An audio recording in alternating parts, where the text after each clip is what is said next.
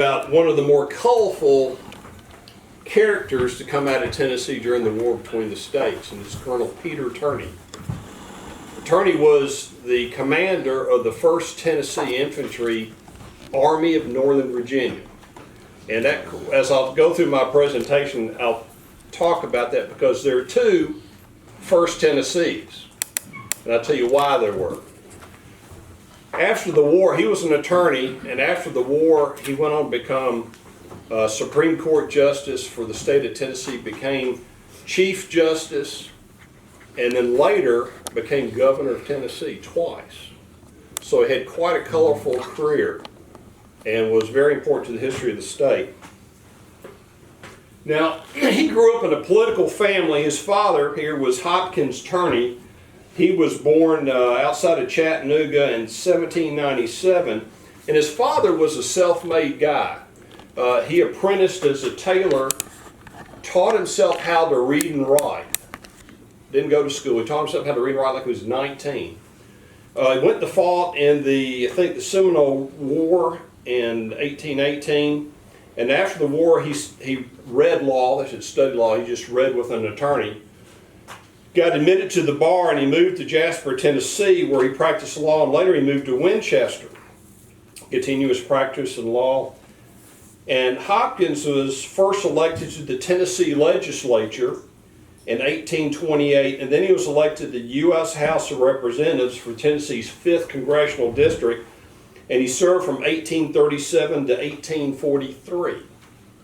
The Tennessee legislature then elected him and sent him to the United States Senate, where he served from 1845 to 1851. So Turney grew up in a very politically oriented family.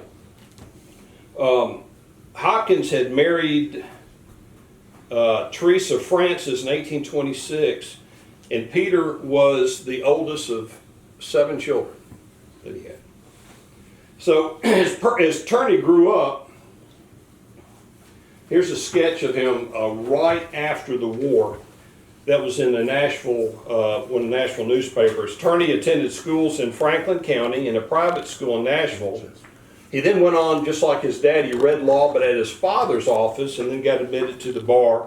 He practiced in Winchester, first in partnership with his dad, then later with his brother. In 1851, Turney married Cassandra Gardner, who died just 6 years later, but they had 3 children. And the following year, he married Hannah Graham, but with whom he had 9 children. So good night. I got quite a productive relationship. Now, in 1860, at the age of 33, he served as an elector to the Democratic presidential candidate John Breckinridge. And when Lincoln was elected, Turney became a fierce advocate of Southern independence.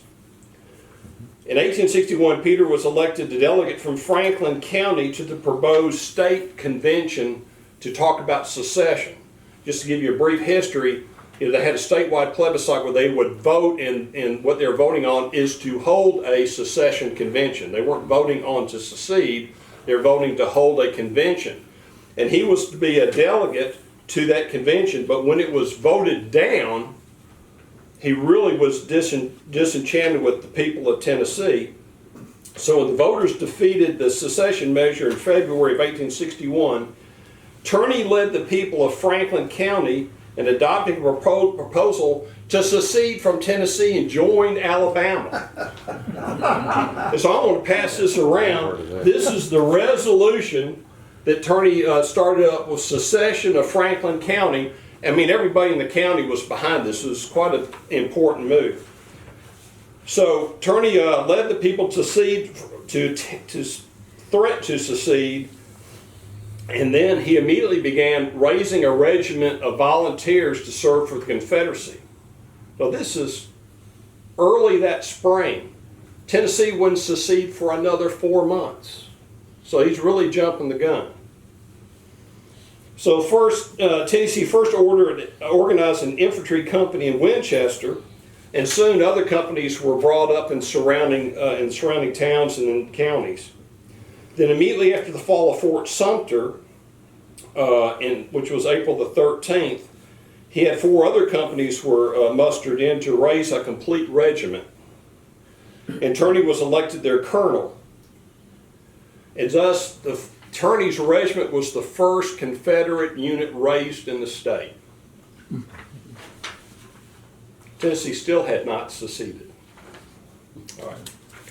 So on April the 21st, that's a week after Fort Sumter, Turney traveled to Birmingham, Alabama to meet with the Confederate government there. And there he offered the service, what? Montgomery. But no, it says Birmingham is my record. There's no Birmingham until 1871. He went to Birmingham to meet with them. Birmingham didn't exist. Birmingham didn't exist until Well, I'm just taking this from the, and we need to tell Mr. Bishop, Yeah. he's Who? Randy Randy Bishop? Bishop. Is that Randy Bishop? so he traveled to Montgomery, all right? I will to meet tell with- him. to meet with members of the new Confederate government. He won't be home in the morning. I think Birmingham it wasn't much of a town, It's but I think. Ellington. Elyton. All right, Professor. Anyway, he met with the members of the new Confederate government and he offered the services of his regiment to the Confederacy. And that alarmed the members of the new Confederate government because they were worried that whatever Turney would do would alienate the state of Tennessee from the rest of the seceding southern states. So they said, go back, just bide your time, because we feel that sooner or later Tennessee will join the rest of our southern brothers and sisters. And sure enough, that's what happened. But when he got back, word of what he'd been doing reached Nashville. And people in the legislators in Nashville threatened charge Turney with treason to have him hung for being traitorous to the state of Tennessee. Now this is where interesting, and I'm going to show the roster right here of the 1st Tennessee and talk about it here in a second. But Turney was of similar mind to the governor of the state, Isham Harris, who was also a fierce Southern advocate for secession. Even though he was trying to move the state in that direction, he hadn't been very successful up to that point. Now, Harris was also originally from Franklin County, and so Turney knew him very well. Harris was an attorney and worked a lot with Turney's father. And so it's quite likely that Turney got out of trouble and escaped the noose because of his family's relationship with Governor Harris. But anyway, he quickly blew over. In April 28, Turney assembled his regiment in Winchester, and on May the 1st, the regiment received its orders to depart for Virginia. Now I'm going to show you the roster here. Is really interesting. Of course, this is a pre-printed form. It says muster roll of, and you put the unit, company to regiment, brigade, whatever, commanded by, and to the service of the Confederate States for the Provisional Army, blah, blah, blah. And so here's what it reads. And I struck out everything that Turney struck out on the muster roll. And so it reads, muster roll of P. Turney's regiment, 1st Tennessee Vols, B's afterwards, Whitling's afterwards, Anderson's afterwards, Hutton's afterwards, Archer's Brigade, commanded by Colonel Pete Turney. And the form says called into service. They struck out, put volunteered, because remember, Tennessee hadn't seceded yet. Volunteered to the service of the Confederate States and the Provisional Army under, struck that out, put prior to the provisions of the Act of Congress, and then they hand wrote right here, and before the secession of the state of Tennessee and under threats of arrest for treason. Wow. Get the point across. Yes, sir. How many states have succeeded at this point, and how many, including Tennessee, 9. had not yet seceded? 99. April when? Yeah. This is April 28th, a week after Fort Sumter. Virginia. I'm not sure when Arkansas seceded. I don't know what the date is on this. At but least this is- 8. That'd be Either nice. 7 or 9. Why was Tennessee Wasn't sure. delaying? Why wouldn't they do it? What now? Why was Tennessee delaying? Well, wanting the other and states? well, Why that's was there not- part of Tennessee history, because then they went back and it was the first week of June. Is that right, Yes, Lee? June 6th. And then they had another statewide referendum. This time the people voted to have a secession convention, and the convention voted to secede from the Union. So they voted on it twice. the first time was like 2-1 against. Okay. The second time it was 2-1 for, because everybody was so upset about Fort Sumter and what they thought Lincoln had deliberately driven them. And of course, when his threats to raise the army invade the South didn't go over well at all either. So, With one of the, with all the other states that had succeeded, why did they not want to join them? Why did they delay?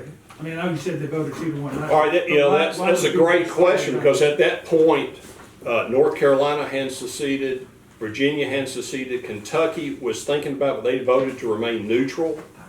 Missouri was thinking about it, but that's another story, how the Germans had a coup in the Missouri legislature and kept them from seceding. Right. So you had the original, 9 states or something like that? Seven. And then right after Fort Sumter, then you had North Carolina, Virginia, Tennessee, just, We were last in. yeah. Put us Tennessee's last. the We were last. last in, first back. So that's the way it rolled, because the higher cotton producing states were the first ones to pull, because they would have so much property value that they would lose if abolitionists took over the federal government, which is what they were they thought they'd lose their property rights. Wasn't it after the call for the troops Troops. to invade the South at Tennessee and Virginia? Yeah. That was Yeah. why. Seceded, that was the. See, it was after that Fort was Sumter, the- then Lincoln but called that for. was that's what changed the sentiment in Tennessee and Virginia, if I'm right. That's correct, yeah. Tennessee delayed for, I can think of at least 2 reasons. One, there's a lot of, as you know, probably, Union sympathy in East Tennessee. And also, Tennessee, a lot of Tennesseans did not want to be the northernmost Confederate state, be the battleground. And they were. That's the way Kentucky felt also. Also, Tennessee had a very, very strong Congressman, Emerson Etheridge, who preached neutrality. He said Tennessee should wait and see how things are going, and maybe it'll resolve itself. Maybe there'll be peace. And so he encouraged everybody to vote against secession in May to start with. But then after Lincoln called for troops, then he said, okay, well, Tennessee needs to go. We flipped over, and the whole state, then voted for secession. All right, let me get back on it. On April 28th, like I said, Turney assembled his regiment at Winchester, and on May the 1st, the regiment received its orders and departed by rail for Virginia. All right, so his regiment leaving for Virginia. Tennessee is not seceded, so what do you designate the regiment as? You can't say it's the Tennessee, because Tennessee didn't sanction it. It became the 1st Confederate Infantry Provisional, is what it was known as. And hence you get the confusion between Maury's 1st Tennessee and Turney's 1st Tennessee, and I'll tell you a little bit more about that here in a second.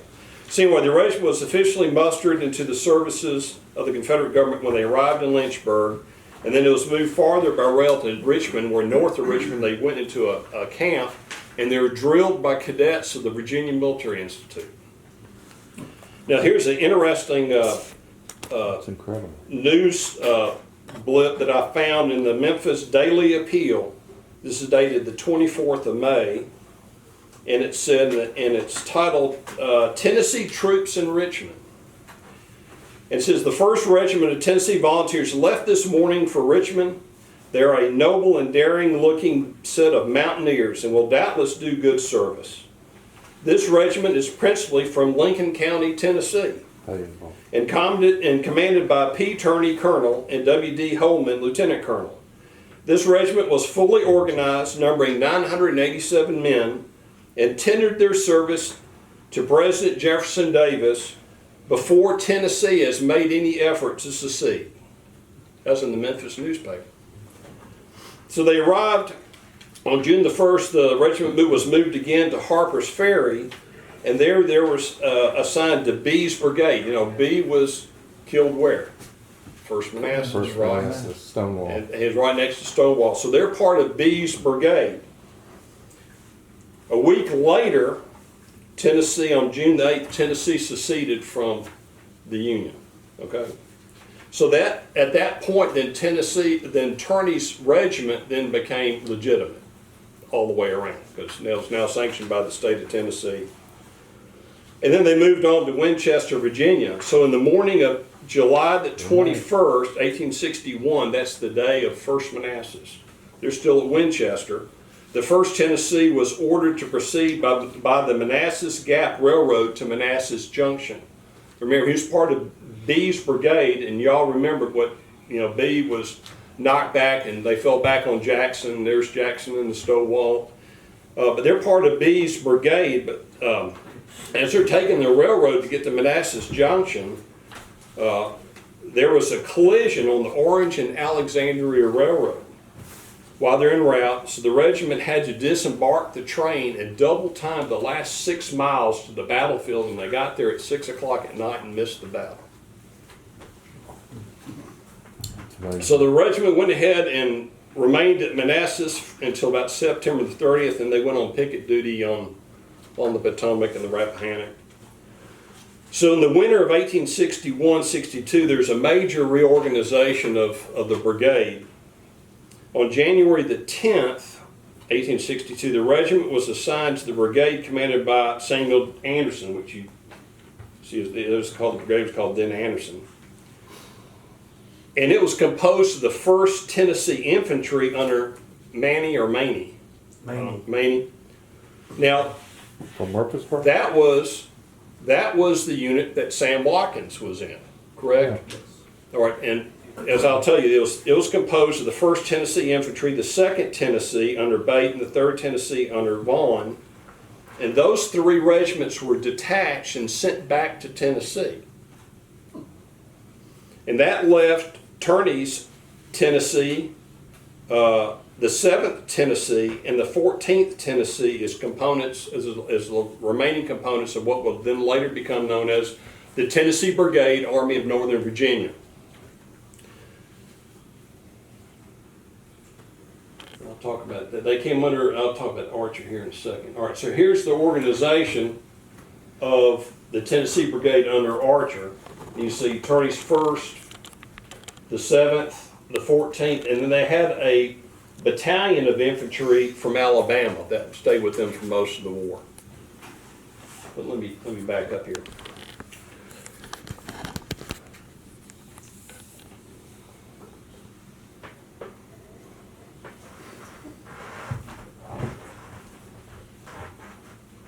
Okay, so they went ahead in their first big battle, because they missed First Manassas, they got in the 7 Days battle. And that was their first It's a big one. big battle there. And they served in every major engagement of the Army of Northern Virginia until Petersburg, and they surrendered at Appomattox. And so out of the almost 1,000 soldiers they started the war with at Appomattox, there are only 8 officers and 30 men left. That surrendered. Decimated. But it's military history, and its accomplishments made it probably one of the best regiments to come out of Tennessee during the war. So under General Anderson, the brigade fought in the Peninsula Campaign under A.P. Hill's Light Division. I'll get for you. Everybody remembers that A.P. Hill is like in Magruder's Corps. Now, here's a question. I thought, and Don, don't answer. You've heard me this question before. Why is A.P. Hill's division called the Light Division? Because they moved around so fast. Because A.P. Hill designated it as the Light Division. Matter of fact, it's one, as far as organizations, it's one of the heavier divisions in Lee's Army. It usually had 5, 6, 7 brigades in his division, when most divisions only had 4 brigades. But A.P. Hill said that we're Fleetfoot, and that's what he named it. So they were Magruder's Corps during the Peninsula Campaign. I'm back up here to Archer. And then Anderson was relieved from active duty because he came of ill health. That's the Tennessee Brigade commander. And the brigade passed to Hatton, who was formerly of the 7th Tennessee, and Hatton was killed at Fair Oak Station on May the 31st. By that time, the Battle of Gaines' Mill had taken place, and that's where General James Archer would become the commander of the Tennessee Brigade, and he would stay that way almost through the end of the war. He got wounded late in 1864 and had to take some time off, but he was there with the brigade mostly toward the entire war.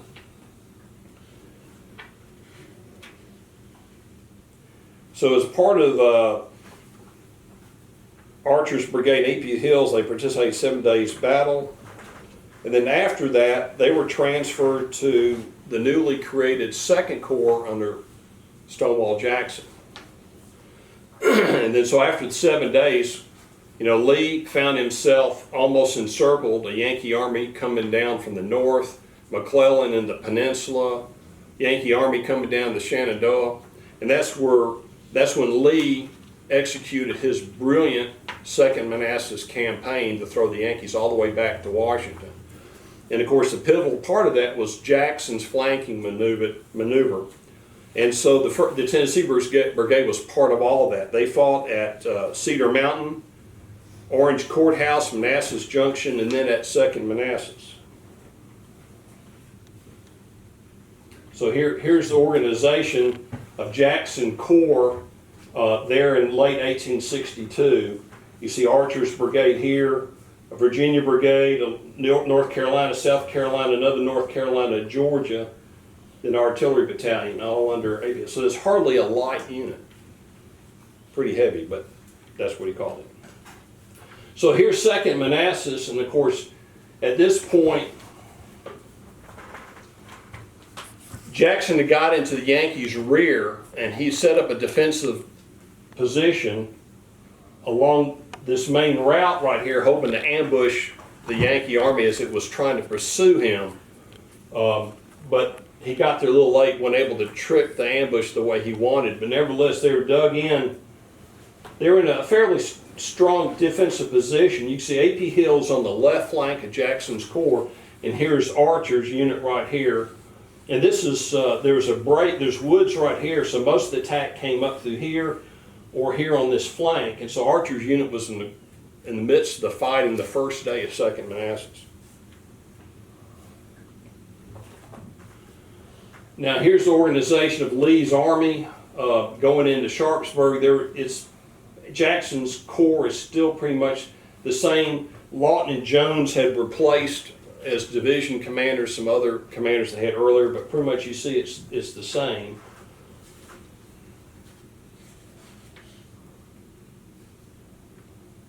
All right, so in September, the regiment still in Jackson's 2nd Corps took part of the Maryland campaign. That's after Second Manassas, they invaded Maryland. It's the first invasion of the North.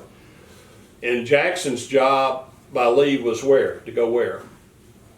Harper's Ferry. Harper's Ferry, absolutely. So they were in the unit, they went to Harper's Ferry, and they were there collecting everything when they got word about that Lee was in Sharpsburg and needed help, and so they and Jackson's Corps double-timed all the way back, or forced march all the way back to get to the battlefield. And one of the epic events of Confederate history is that movement of Jackson's troops that quickly to reinforce Lee, and they arrived in the afternoon just about when Lee was getting ready to push out, and they counterattacked Burnside when he's coming across that famous bridge.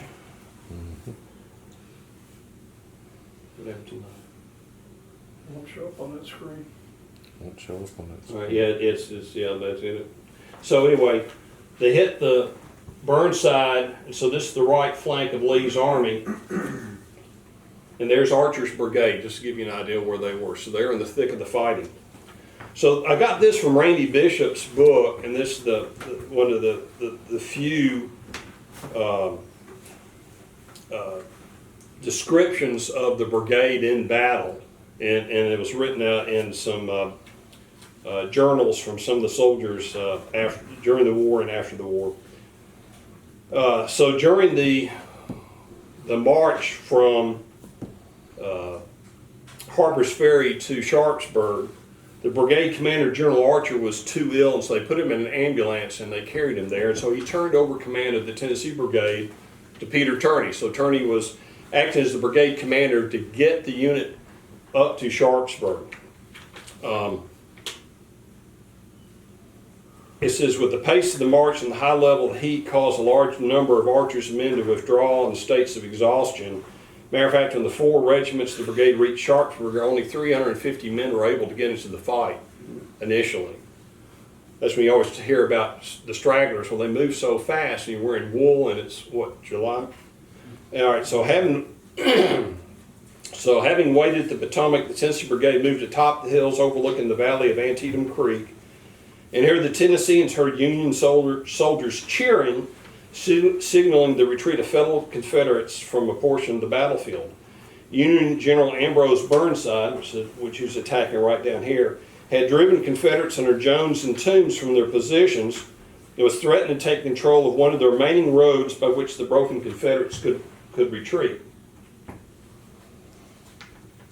Archer resumed command of the brigade from Colonel Turney as the men aligned for battle. Now, Archer was originally from Maryland, so he was ill and could not hardly move, but once they got into his state home, he sucked it up and said, I got to be in the fight, this is my home state.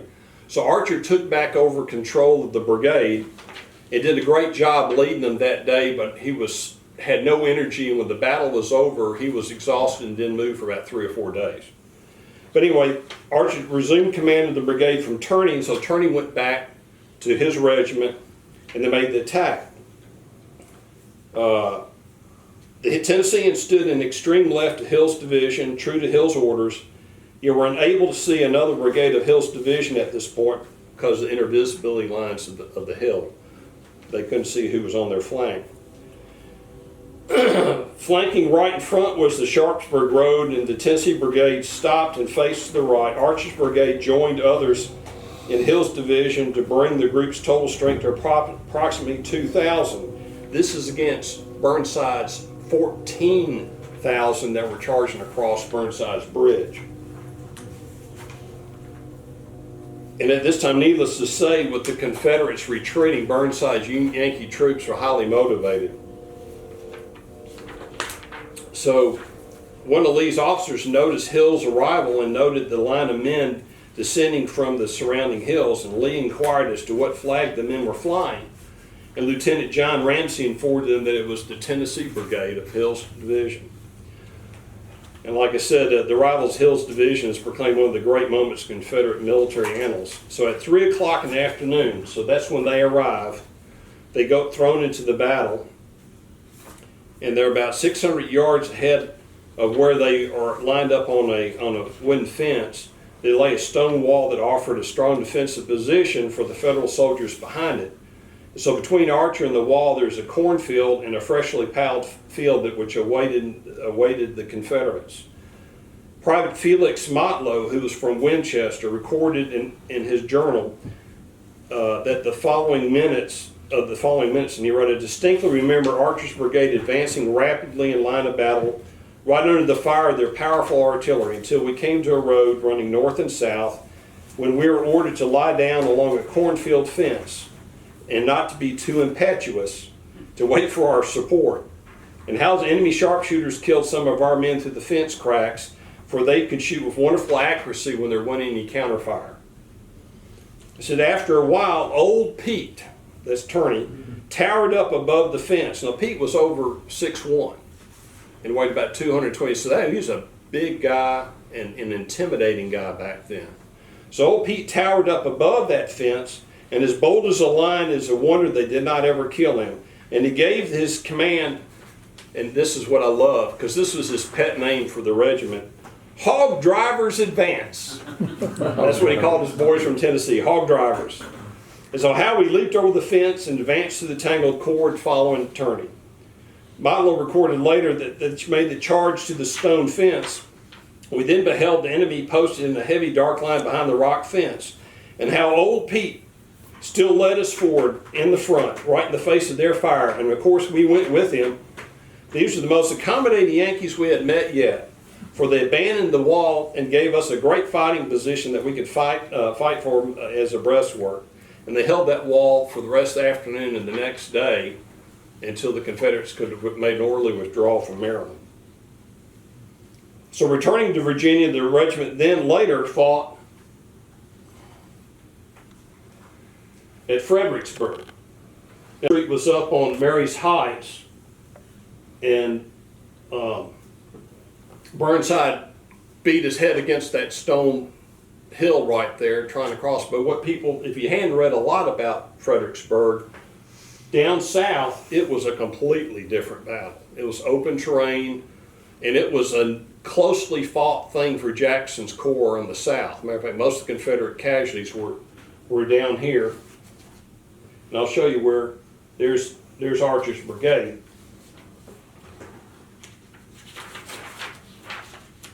So again, there's a description about this. In the early phase of the battle, now this is an unfortunate part for Turney. So in the early phase of the battle, while Turney's standing up there leading his Tennesseans in the line, he was hit in the mouth by a mini ball.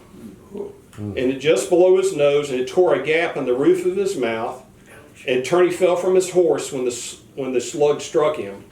And the lead removed half of his tongue and a large number of teeth before lodging in the back of his neck, narrowly missing his jugular vein. Said 4 soldiers placed Turney on a blanket and tried to carry him to safety when a shell exploded amongst them, killing or wounding all 4 of the people that were carrying him. And they dropped Turney heavily to the ground, which added greatly to his worsening condition. The fighting was so fierce that an order was issued to abandon any additional attempts to recover Turney, and many feared was already mortally wounded. A strong Union counterattack had begun, resulting in a retreat along the large portion of the Tennessee Brigade's position, and any attempt to rescue Turney would have been deemed as foolhardy. Sam Estill, also from Winchester, Tennessee, Turney's hometown, ignored the order to avoid the rescue of his commander, and he crawled through a hail of gunfire to Turney's now still form. Estill turned the colonel over, preventing Turney from choking on his teeth, flesh fragments, and blood, and it's highly probable that what Estill did, rolling him over, saved Turney's life. So in addition to Estill and other Turney's close associates performed heroically at the pivotal junction of the battle, and this is where Bishop, I think, used a good storyline, because it was Turney's horse that's the hero, Tom. Tom had joined in the retreat of many of the members of the brigade, but suddenly, if he was motivated by some strange sense, the horse ceased his flight, neighed loudly, and returned to stand over Turney's now still form. The Tennesseans saw Tom's unusual response and acted accordingly, and counterattacked and recovered Turney, and found out that he was still alive. Now, earlier that morning, this is the story that Turney doesn't tell. This is a story that J.H. Moore, who was in the 7th Tennessee, says on the morning of Saturday, December the 17th, that's early that morning before Turney was wounded, just prior to the starting of the battle, Turney had bet John Fight. Now, John Fight was the commander of the 7th Tennessee. And Turney had bet him a gallon of whiskey that one of them that would die that day. Turney joked years later that Fight had stated to him as he lay wounded that it appeared that Turney had won the bet. Moore remembered seeing that, Moore, who was the second commander of the 7th Tennessee, remembered seeing Turney lying on the battlefield and assumed that he was dead, as blood literally covered him, preventing him from recognizing him at all.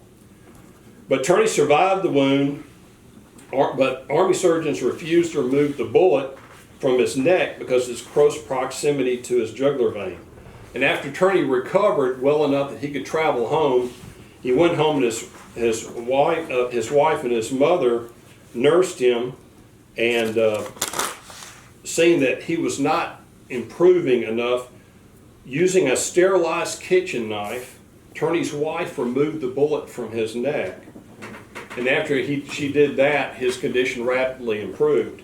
But his wounds were so severe, he never returned back to his beloved regiment, and he ended up getting sent down to administrative command in Florida, where he commanded the Eastern District of Florida, and that was where he was when the Confederacy surrendered, or when Florida surrendered there in May of 1865.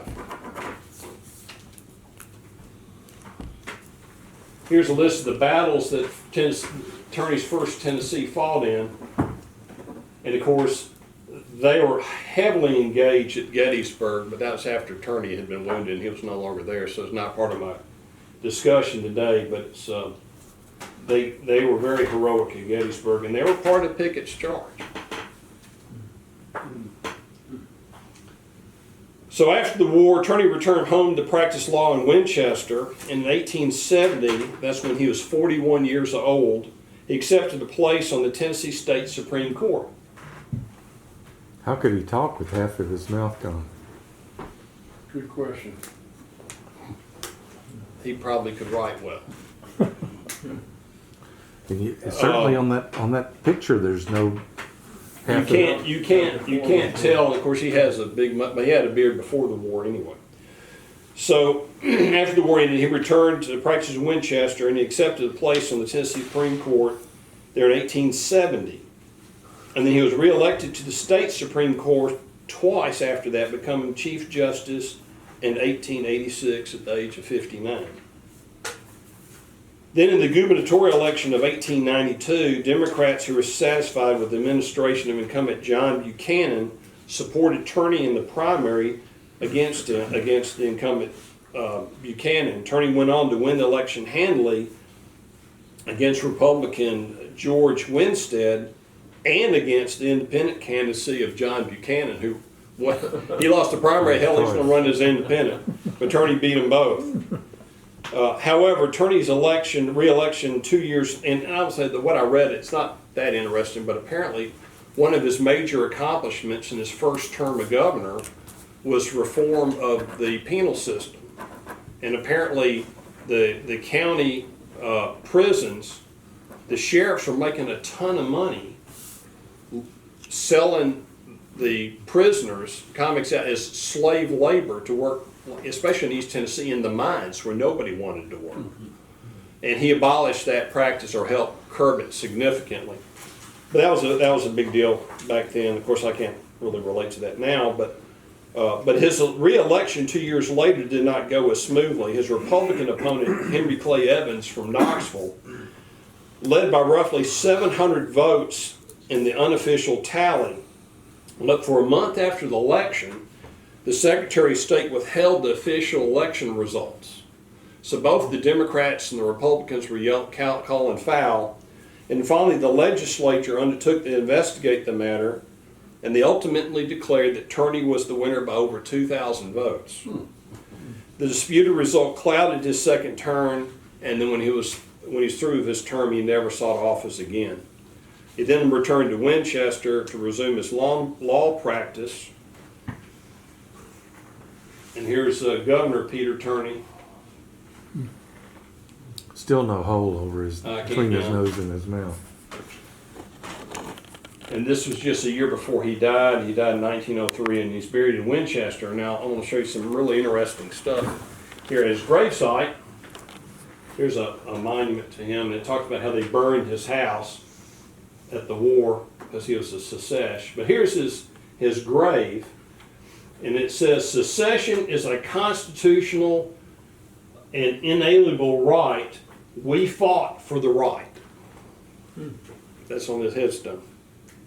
And of course, there's an SCV marker right next to it. But anyway, that's Peter Turney. Quite a colorful guy.